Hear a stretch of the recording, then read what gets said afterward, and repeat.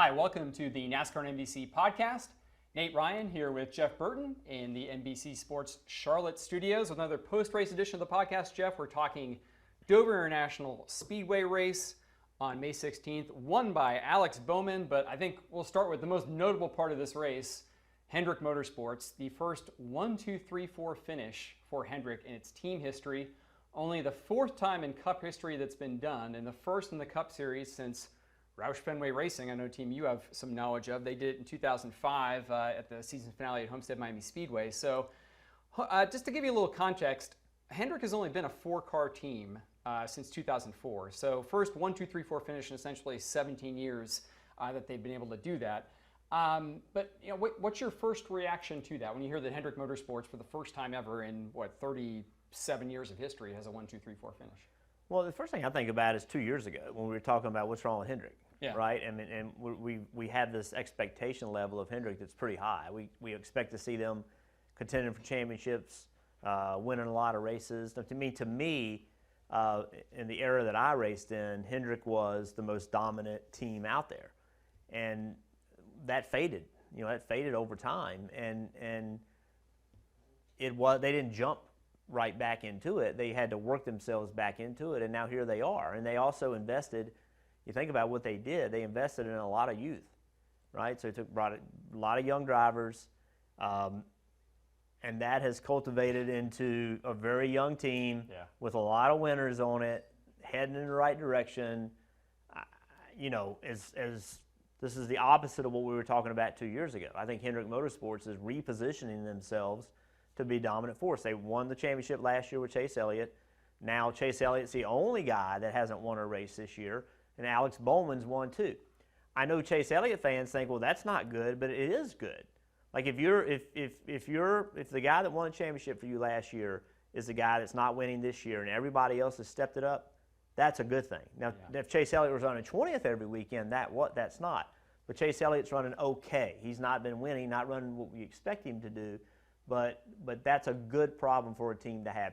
It's almost impossible to have all four clicking. You know what I mean? It's really difficult. Yeah. But I think a reversal of where we were 2 years ago, that's the first thing that pops in my brain. And to your point, it is really difficult, I think, to have four perfectly executing cars. And Kyle Larson said this after the race. He essentially said, hey, it was Chase Elliott who said. Chase Elliott said after the race that any team can have four fast cars, but to have four fast cars with four well-executed races where no one is making mistakes or speeding or falling a lap down, that's what might have been so impressive about this performance. Yeah, that's right. And track position was really important. And so clearly all the pit crews did their jobs. I mean, you can say, well, Kyle Larson didn't do his job. Alex Bowman beat him out. Fair enough. Alex Bowman's pit crew has been the best on pit road all year long. If you look at the average pit road stop, Alex Bowman and that 48 team, they've been the best. So, that's what racing's about, right? It is a team sport. We've talked about it for years. But I would say a clean race for everybody. And that's hard to do. I mean, when you're a car owner, I always feel bad for car owners because, one guy is really happy and the other guy on your team is not. And, it's hard to just leave the track saying, yes, I feel really good. Yeah. But on that day, Rick Hendrick certainly had to. Yeah, there's a lot for Rick Hendrick to be happy about right now, namely that he is on the cusp of more NASCAR history. His teams now have 267 Cup victories. That is one short of tying Petty Enterprises for the all-time record. And, oh, by the way, Circuit of the Americas coming up this weekend. I hear Chase Elliott's pretty good at road courses. He hasn't ever win this year, the only Hendrick driver who doesn't have a win, so I'd say life is pretty good for Rick Hendrick right now, Jeff, on a lot of levels. Well, listen, I think for Rick, and I think anybody, right? Yeah. But Rick's a very competitive person, and he did not like hearing that his teams weren't winning. He did not like the scrutiny, right, that we and others were giving him. He didn't like that, and I don't blame him. I wouldn't like it either. Here's a guy that's won, like I said before, he was. He had the team that we were all judging ourselves against for the majority of the time. There were times it wasn't, but for the majority of that time, he was the owner of the team that was the most successful. And when then you go through this down period, that's hard to take. I mean, it's way harder to have something and lose it, right, than to have never had it. And so I think he's a very prideful guy, and I think that some of it's like, yep, y'all keep talking, you know what I mean, and I'll show you, but it's just so hard. I mean, it's just so hard to get. We talk a lot about multi-car teams, everybody pulling in the right direction. I think that's kind of wrong. I think the hardest thing about a multi-car team, I think the easiest thing for a multi-car team would be for everybody to pull in the same direction. The most difficult part about a multi-car team is that Alex Bowman does not want to drive the same setup as Kyle Larson. Right? And so, I'm hypothetically. I don't know that they had different setups, but hypothetically. So how do you get every driver, every crew chief, the things that they need when they all might need something different? I mean, Stewart-Haas is a great example of that, right? If everybody could just throw Kevin Harvick's setup in and off they go, they'd all run better. But it's not that easy. For years, Kevin Harvick and I drove almost the same exact setup in our Xfinity car. We both would win. And it got to the point in Cup, I couldn't even consider running him. I mean, we actually took one of his cars one time and ran it the same way he ran it, and I couldn't come close to running the way he did. So how do you juggle all that, and how do you give everybody what they need when they all need something different, and you want them all to have the same thing? That's the most economical, most efficient way to run a race team, is everybody has the same thing all the time. Doesn't work like that. Right. So I think that's what's the hardest thing about owning a Cup team, a multi-car team, is how do you give everybody what they need and serve the company at the same time? It's very difficult. Well, Rick Hendrick has always preached, Jeff, that it's about the people. He talked a little bit more about that in post-race yesterday. Again, just saying, hey, this is about people. It doesn't matter what kind of business you're in, running a race team, running an automobile business like he also does on the side. It's always about people. And I think that the fact that he now has this many Cup victories is on the cusp of becoming all-time leader in Cup victories. This is sort of indicative or maybe validation of the way he runs his business. And I think it's interesting. Kyle Larson said afterward that he hears Rick talking all the time that he wants this record and that they know this milestone is out in front of them. So I'll just ask you, like, what's it like? I mean, again, you were part of that Roush juggernaut when they were rattling off finishes such as these. What's it like, I guess, to be in the walls of that organization when you're doing things like this and being so dominant as a team? And I know you didn't drive for Rick Hendrick, but what do you think it's like for those drivers and the hundreds of people who work for that team right now being a part of this? It's an incredible feeling because like I said a minute ago, is that the car owners want everybody. You may be working on this car, but the car owners want them a Hendrick employee or whatever employee, right? And so when you're having success and everyone's having success, everybody feeds on each other, and then you want to be the best there, right? So that competition internally, if done correctly, makes everybody better. I was fortunate. We finished, when I was at Childress, we finished first, second, and third at Bristol one time. And, going into the shop, I was fortunate enough to win the race, but when we went into the shop on Monday morning, it was a completely different feel from a race in which one guy ran third, another guy ran 18th, and another guy ran 7th. It was a completely different feel where everybody was just, man, like, we know what we're doing. We got it going on. I'm part of something special. That's hard to replace. You can tell people all you want, right? But ultimately, it's about the results you get. And anytime you're having company-wide result, confidence just goes through the roof for everybody. So Rick Hendrick's probably going to have more victories than any team owner in NASCAR history. He had 4 championships with Jeff Gordon, 7 with Jimmy Johnson. Are we ready to crown him probably as best team owner in NASCAR history? I mean, the stats sort of bear it out at this point. Well, in my driving era, it's no brainer. Yeah.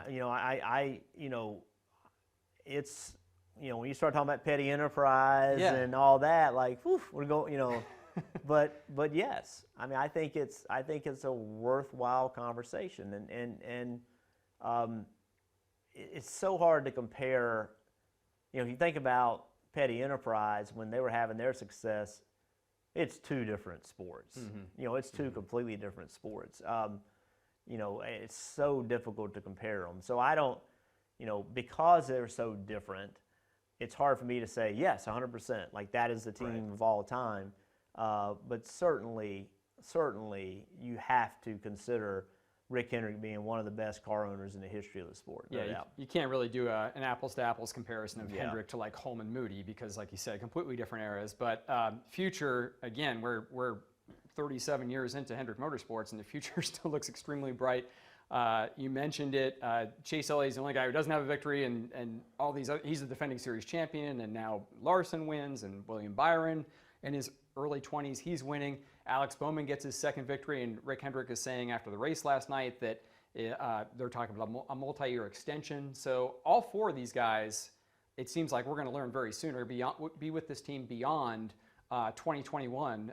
And you know, DJ said it, I think, right here on this set for NASCAR America a couple weeks ago. He feels like this team could be in place for a decade with this driver lineup, which that's got to be scary if you're the rest of the teams in the Cup garage. Right well, now. I think that's important. I think that you know, when you're trying to build long-term success, I think it's important to have a young group or a mixture, and with a young guy somewhere in the pipeline that's going to replace your experienced guy. Mm-hmm.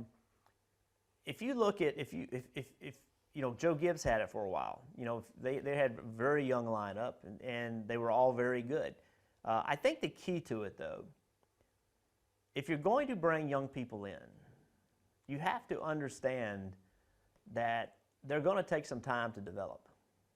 And I think that's what Rick's done with Alex. Rick's done it with all of them, really. Rick's done, you know, they've given Chase Elliott an opportunity to make mistakes, become a champion. William Byron kind of, I would say, got off to a slower start in his Cup career than most people would have thought he was going to have. But if you're going to do it, you got to stick with it, right? If you're going to give a young driver, you can't like look at it 2 years down the road and say, well, you're not competing, you're not performing.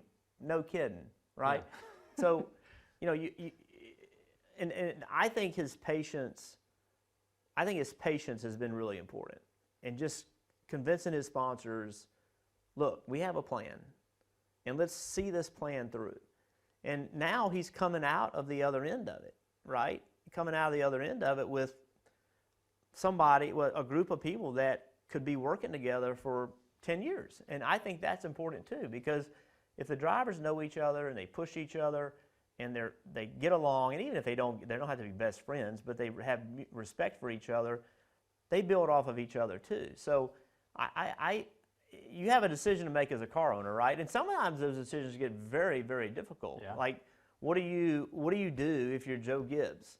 You have two guys that are, you know, I don't want to say old, but, you know, certainly less years ahead of them than behind them, but they're performing. Yeah.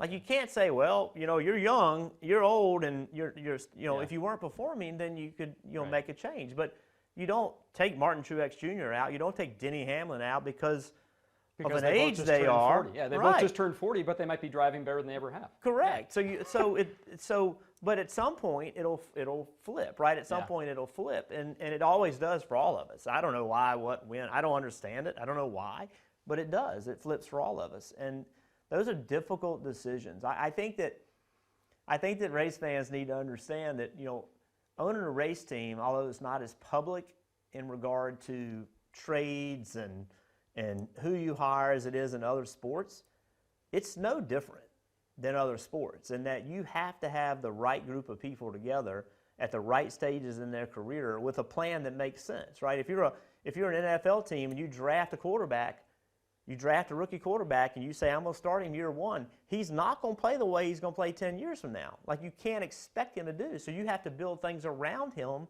to help him, right? Yeah. Yeah. And it's the same thing in this sport. Is, you know, experienced drivers need something different in a team than young drivers need. Experienced drivers, to be blunt, you don't give them a lot of time. If they're not performing, but young drivers, if you hire them, if you hire them, you got to give them enough time, and that's what I think that Rick's done a really nice job with his group of drivers. Yeah, and you're right. Like, it's a great point. It's 10-dimensional chess, like 10 years in the future, not just with your drivers, but what crew chiefs you're pairing them with. And again, talking about that chemistry magic that Rick Hendrick has, he put Alex Bowman with crew chief Greg Ives, and I think he saw something that worked between the two of them. And you look now at Bowman's 2 victories this year, both essentially come on, Richmond was more of a pit call by Ives, but certainly Ives is responsible for that pit crew, and Alex Bowman won at Dover because his pit crew turned the fastest pit stop of the 2021 season, 12.1 seconds. It's interesting, Jeff. I just want to read you these stats. Last 7 races for Bowman in the 2021 season in Cup: 22nd, 34th, 1st, 38th, 18th, 17th last week at Darlington, and then 1st at Dover. So he's got 2 victories, but are sandwiched around 5 really kind of nondescript finishes. And Greg Ives said after the race that he actually encouraged Bowman to be more of a leader after they were so bad at Darlington. He said, we went and talked after the Darlington. I went up in the lounge with him. We were trying to figure it out. And I told him, hey, pump these guys up, get them involved and pump them up. And Alex did. He did that coming to Dover. So you're a driver who's certainly known for his leadership qualities. Analyze that for me, that Greg Ives goes to his 20-something driver and says, look, I know you're only, 5 or 6 years into this and you're young and these are guys who are older than you, but I need you to be a vocal leader, and Alex Bowman's an introvert. This is asking him to step outside his comfort zone a little bit, but he did it and it worked. Well, I think as a driver, you have to be a leader in some form or fashion. And being a leader is not the same for everybody, right? Being a leader means different things to different teams, and different teams need different types of leadership. Minute to minute, the driver doesn't need to be the leader. The driver needs to be the leader in regard to enthusiasm, excitement, passion, those types of things. That's a different kind of leadership than a crew chief needs to be a leader, or whomever it is that the team is getting their marching orders from, right? It's a different kind of leadership.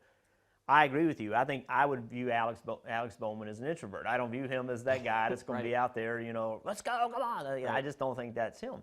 But it is important. It is important. The thing about leadership, I think, is that crew guys, unlike every other sport, and I think this is one of the things that's really difficult in our sport. The really high-paid quarterback is in the same locker room, in the same fitness center, in the same training facility as the lowest-paid guy on the team. Right. It doesn't work like that in racing.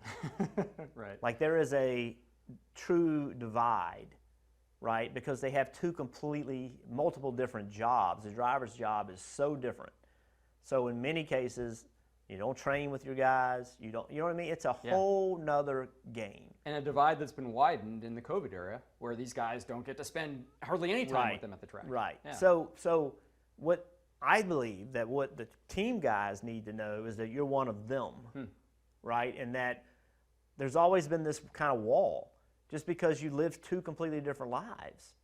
And there's always been this wall. And it happens with pit crews too. Pit crews come in, like pre-COVID, like the travel team goes and they travel and they work on the car on Thursday, they work on the car on Friday, they work on the car on Saturday, they're in the shop Tuesday and Wednesday or whatever the schedule is, and they prepare the car for Sunday, and then they get out of the way when the race starts, and the pit crew guys, they get the limelight, right? Yeah. And hardly anybody knows the guy that changed the rear gear in practice, but everybody knows the guy that changed the right rear tire. Yeah. And he spends the least amount of time working on the car. Yeah. So there's this divide between the engine shop and the race shop, between pit crews and the travel teams. Like there's all these divides because they all have these big different jobs. So as a driver, I think what's so important is to bring all that together, right? To bring that team together.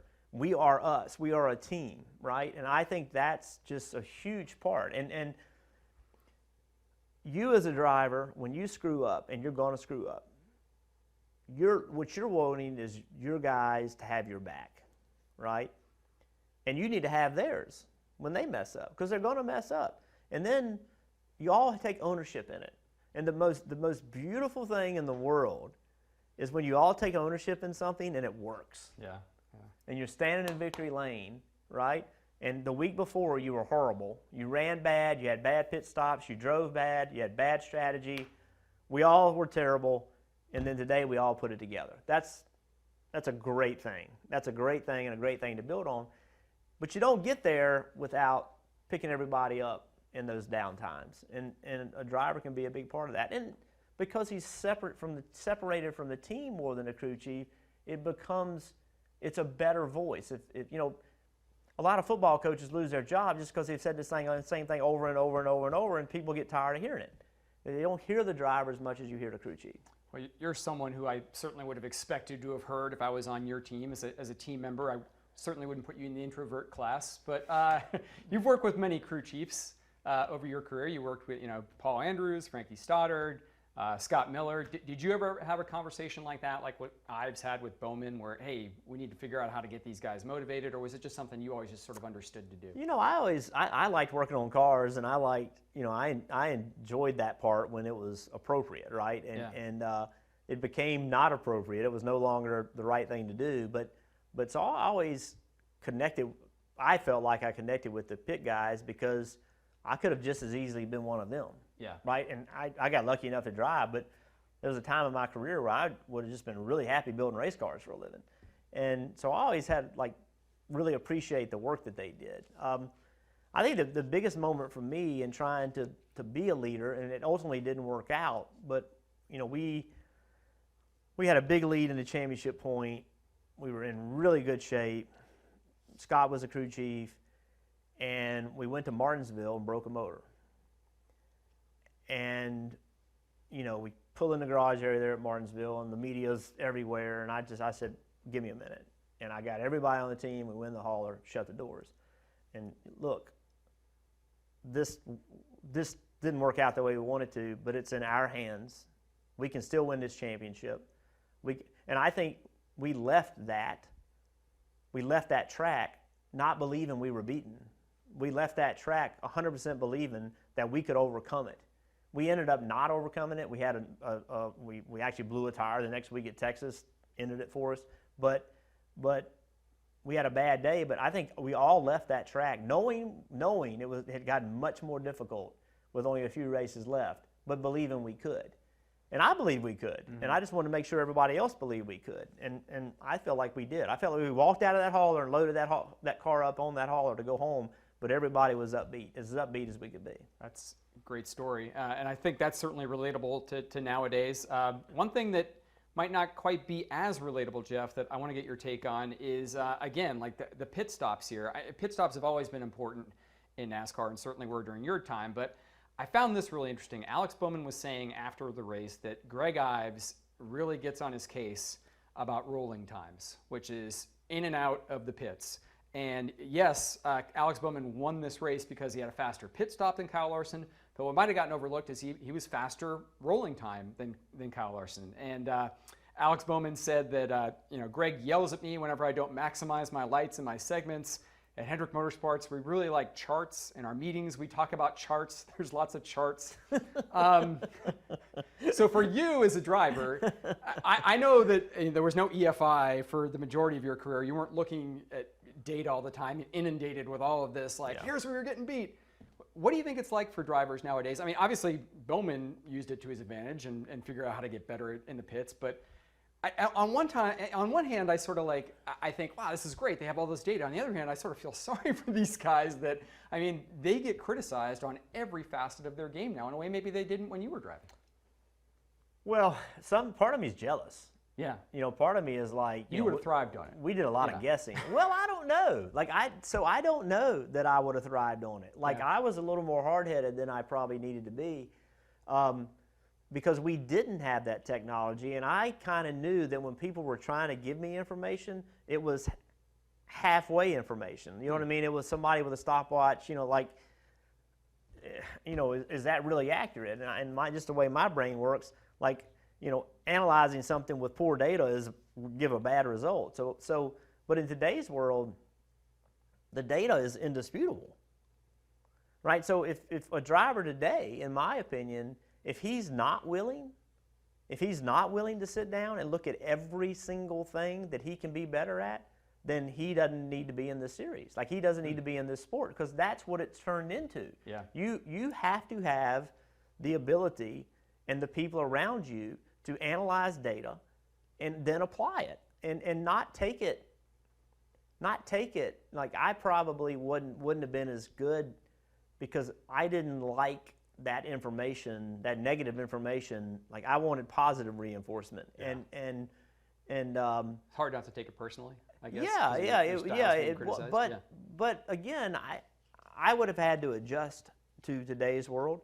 But today's driver, that's what it is. Mm-hmm. Like that's what it is. And if you're not gonna maximize it, then you're not gonna have success. It's just that simple. Now, what does drive me crazy is when a team will tell a driver how they're supposed to drive, right? Like they'll watch Kevin Harvick go around the racetrack somewhere that he's really good, and they'll say, well, he's on the gas here and on the brake here. Stop.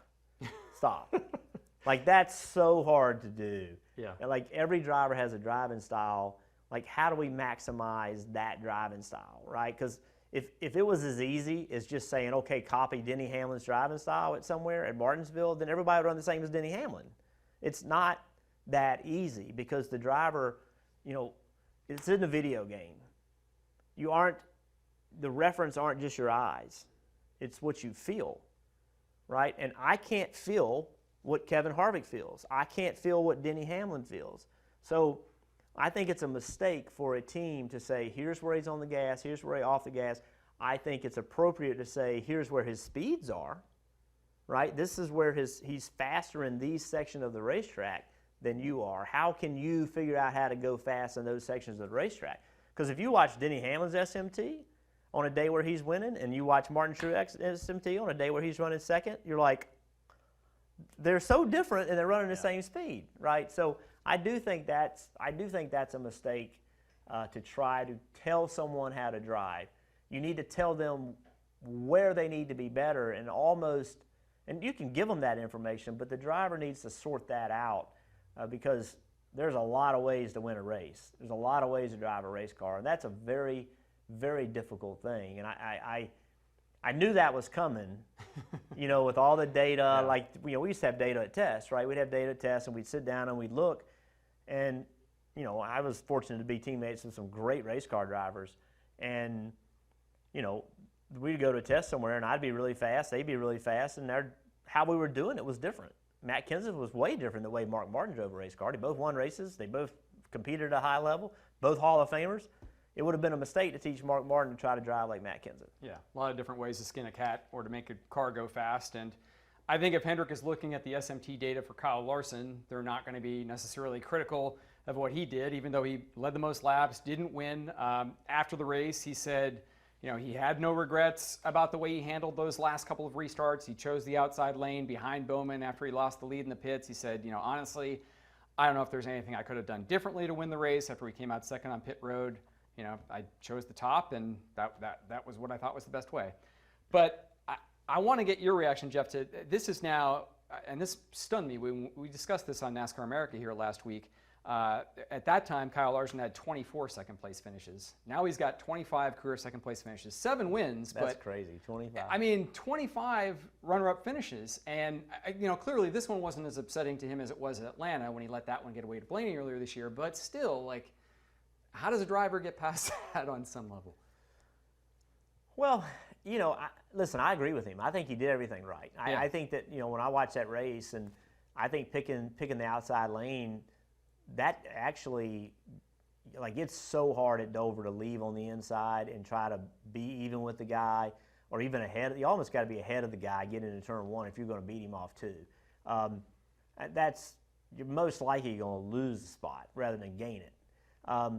So I thought he did that right, and I also thought he got great launches. I went back and watched all the restarts, and I thought he launched really, really well. One time in particular, I think it was the next to last restart, Alex left kind of sort of a hole, and Kyle got a great launch. They drove into turn one, and Kyle is all over him. He's got Bowman loosened up a little bit, and Bowman just never gave enough space and had enough grip to be able to carry momentum. And then they drove into 3, and Larson's on his ass. I mean, he is right there. And They get in the corner, and Bowman gets up the track, but not I mean, he needed to be up the track that much further. If he was up the track that much further, I think we see Kyle Larson stuff it in there, and whatever happened, happened. But he just didn't. He gave him 7/8 of a groove, not a groove, but it just wasn't there. You know what I mean? It was so close to being there, but it wasn't there. I think sometimes you just get beaten. Yeah. I mean, I think that it hurts. It really hurts when you lead that many laps and you feel like you have the best car and you got beaten off pit road. And I bet you, if he would have had the lead, he probably would have won the race, but he didn't. And when you have two cars that are that equal, what do you do? But I thought he did masterful job on restarts. It just wasn't quite enough. Do you think it gets on his nerves at all that he probably does get reminded, Yes. hey, 25 second place finishes? Yes. Yeah. I mean, the only knock to me, the only knock that people can say about Larson is, you know, for a while there, he and Steve and I talked about it a lot in the booth. You know, he drove like a sprint car racer. You know what I mean? He couldn't put all the laps together, and he steadily has gotten that where he can put all the laps together. And so I think some of those were him trying, those second place finishes were him trying to connect all the dots. And how do I do a 500-mile race, right? Like, how do I do this? And because I think he's an aggressive driver, I think some of that works for him and some of it works against him. And that's the only knock I think you could have on Larson is that I wouldn't consider him a closer. Like if you give Kevin Harvick the lead, you give Kyle Busch the lead, like those guys they're closers. That's the only knock you could say about Larson is he hadn't quite figured that out. Right. But it's right there. You know what I mean? It's right there. It was not enough. Listen, if I was a car owner, I'd hire him in a minute, right? It's not enough for me to say, well, I wouldn't hire him. He would be in my top 3 or 4 picks for sure. But that's one thing. You know, there's been a couple races this year, the Daytona Road Course race. I thought he could have won that race. Yeah. He had the best tires. He overstepped his bounds a little bit. I kind of put that off as he was just, you know, we all know what he went through. He's back in a good ride. He's in the best equipment he's ever driven in, pushing a little too hard. I give him that. But that's the one thing that I think Kyle Larson's got to do is he's got to just find a way to close better. But on this day, I don't think he did it. I don't think he could have done anything different other than moving. Right, which he's not going to do. Which he's probably not. Well, you know what? I don't know who he'd have done if it was anybody. You know what I mean? When I think about Kyle Larson, and you know, I don't view him as a guy that's just going to try to move you out of the way. He might slide you. He might put it in a hole somewhere that other people wouldn't. But he's just not going to go in there and you know, pack you in the rear bumper. I just don't view him as that kind of driver. So I don't think that he would have done that to anybody. I think he would have driven anybody the same way he drove Bowman. I think you're right, as long as he keeps running up front. He told us right here on Motor Mouths last week that he feels like he could probably have 3 or 4 wins this year. I'm sure he's going to get that many by the end of 2021. We've talked a lot about Hendrick Motorsports, but one thing Rick Hendrick mentioned, Jeff, after the race was that he felt the alliance with Richard Childress Racing might be overlooked as being critical to Hendrick's improvement. And I want to ask you about this because I think I heard you say it on NASCAR America last week or the week before. That Welcome North Carolina hub, 2 RCR affiliated cars in the top 10 in Tyler Reddick and Daniel Suarez of Trackhouse. We've got news that Colleague Racing is probably going to start a Cup team. They're up there. You got Richard Petty Motorsports up there. Again, we already mentioned Trackhouse, and of course Richard Childress Racing being the foundation up there. Is Dover more proof of, I think what I heard you say, that this could be an emerging, and don't overlook, everybody wants to talk about Charlotte, but Welcome North Carolina seems to be alive and well right now. It is, and the fear I have for them is, you know, in my opinion, one of the things that's been difficult for RCR is where they're located. Yeah. If you get too many teams, it's hard to get enough people. You know what I mean? It becomes difficult. I think, I may be wrong, but I think with the new car, the next gen car, I think that becomes less of an issue. But you know, a lot of people live in this area and they have to drive there. It's an hour drive, 45-minute drive. I know some people watching are like, that's nothing. But for down here, that's a long way. It's far, trust us. It's not a fun drive. So I think that sometimes works against them. Yeah. But Richard Childress, I tell you, listen, this is what I love Richard Childress. He's a really cool guy. And one of the things that I have so much respect for Richard is he has adapted. Think about how long he's been a car owner. And think about how many car owners have not made it in that amount of time.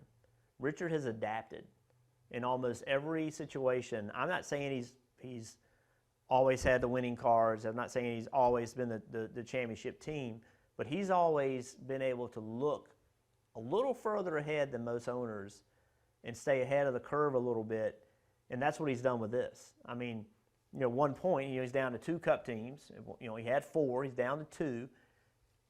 Xfinity team. Everything's shrinking, right? And on paper, it still is, but in actuality, he's been able to keep things going by bringing in other teams, creating affiliations, doing those kind of things. Richard's a smart guy. Yeah. Richard's a street smart guy that knows racing, knows business, knows people, and I think I said a couple weeks ago or last week, I think Austin Dillon and his team are the most improved in the series, and I think that Richard Childress Racing is poised for 2022 to be really good for them. Yeah. I really believe that. Yeah, don't sleep on RCR and Welcome. Definitely some good things happening there. Talked a lot about Dover, Jeff. Before we get out of here, I just want to ask you about Circuit of the Americas, Austin, Texas. This feels like the most anticipation for a new track that I can recall in 20 years, going back to probably Chicagoland and Kansas in 2001. Just your thoughts going into a new road course on the schedule, a new market for NASCAR. Obviously, Chase Elliott being a big favorite, given he's been the road course king here the last couple of years, and no one's raced there before. What are you expecting to see this weekend? I have no idea. Coming over here, I was on the phone trying to figure out where do I sit? Where do I park? where is this place? You know what I mean? When's the last time that happened? I mean, the last new track was Kentucky, but everybody knew Kentucky. Yes. That was 2011. I mean, seriously, it was probably 2001 in Kansas, right? That was probably it. But I don't know. I don't even know. We were talking earlier. I've been watching a lot of races from the grandstand. I know how to get in the grandstands. I know where the parking lot is. I don't even know where gate to go in, right? So to me, that's exciting. To me, the teams don't know. A lot of drivers have been out on the course. In one way or another, they found a way to get on track with some type of other series, some type of school, some type of something. So the drivers are more familiar with the track than you would imagine. Some of those corners, the way that track is laid out, in my opinion, what makes really good road races are technical corners, long straightaway, heavy braking zone, because that's where the passing is going to happen. You have to have braking zones, and I think Texas is that kind of track. I think COTA could be pretty amazing. I think in a lot of the corners too. If you think about the corners we mostly have on our road courses, they're kind of short corners. These corners, they go forever. Some of these corners they last forever. Yeah. Interesting to see how that impacts the race. I just think the fact that we don't know. I mean, I think you and a lot of other people, Chase Elliott's a favorite. How do y'all know that? I'm just going off of no one has raced there, and if I look at who's good on road courses, there's one guy who's clearly pretty good on road courses. So yeah, it's completely uninformed opinion, but that's it. The unknown's fun. Yeah, it is. I mean, the unknown's fun. I mean, I didn't know where to stay. I don't know where to eat. I don't know. I mean, I was in Dover last weekend. I knew where to go eat. I had a few choices, right? I had a few choices, and I actually text Mike Bagley. I said, "Okay, what's the choice today?" But here, I mean, it's just all brand new. Yeah. And it's a fun city. Everybody says it's a fun city. It's an exciting time. Yeah. For our country, it's an exciting time for our sport. There are a lot of positive things going on with, some restrictions being lifted, and been really good racing this year. It's just a lot of excitement going to that track, and I think the unknowns, it's going to be fascinating to watch. It's really going to be fascinating. Yeah, and I'm a little bit jealous. I'll be in Indy and not Austin. Well, and what's interesting too is Saturday's a doubleheader. Yeah, and practice and qualifying. So you got Friday Xfinity and truck practice. You got Saturday. You got Cup practice. Yep. Xfinity and truck qualifying. You got those 2 races. I mean, that's a full day. And when's the last time we had that? Yeah. When's the last time we had that much going on track? So it's just, I mean, do I go to the race and watch the truck race? Do I go, I don't know. Like, there's just so many unknowns. Yeah. It's funny. I looked this up because I just had to. You've been to some inaugural events in your day. Texas, Las Vegas. Well, Texas obviously was memorable because not only was it the first race, but it was your first Cup win. Texas, Las Vegas, Fontana, Homestead, Kansas, Chicago, Kentucky. You were there for the first Cup race, all of those tracks. Indy? Indy. Did you have Indy on there? I did not have Indy on there. That's 8. Indy? That's 8. So what strikes you about like an inaugural event? Like, is the coolest part like the unknown of like being on track, or like to your point, like is it I'm going to go see Austin, Texas and learn about like this new market that hopefully NASCAR will be in for a while? Well, that's a new part of my life. You didn't worry about that stuff before. When we went to Indy for the first time, I didn't even know what the hell downtown Indy looked like, and I didn't care. Like, I just needed to know where my room was and how to get in what gate. That's all I cared about. Yeah.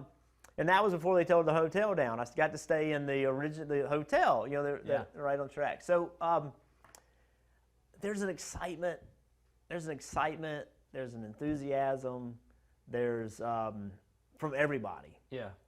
Right? And that the first race somewhere, there's so many unknowns, and there's just it's a new opportunity for that part of the world, that part of the that community.